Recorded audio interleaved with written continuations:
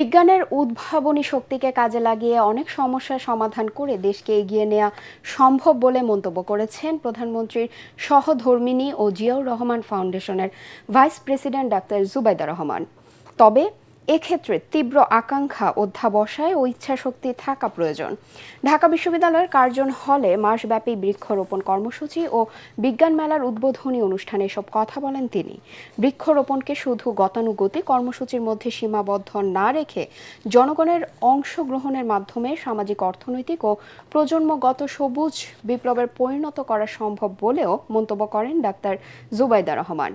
Curzon হলে আয়োজিত এই অনুষ্ঠানে আরও উপস্থিত ছিলেন ঢাকা বিশ্ববিদ্যালয়ের সাবেক উপাচার্য অধ্যাপক ডক্টর আ.ফ.ম. ইউসুফ হায়দার, উপাচার্য অধ্যাপক ডক্টর এ.বি.এম. ওবায়দুল ইসলাম, জিয়াউর রহমান ফাউন্ডেশনের নির্বাহী পরিচালক অধ্যাপক ডক্টর মোর্শেদ হাসান খান। এর আগে জুবাইদা রহমান কার্জন হল প্রাঙ্গণে নিম গাছের চারা রোপণ করেন।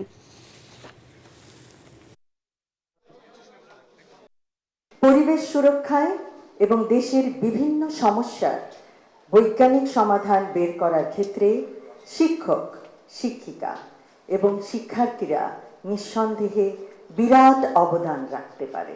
বৃক্ষরোপণকে শুধু গতানুগতিক কর্মসূচির মধ্যে না রেখে বরং জনগণের অংশগ্রহণে অর্থনৈতিক, সামাজিক ও প্রজন্মগত উন্নয়নের এক সবুজ বিপ্লবে রূপান্তর করা যায়।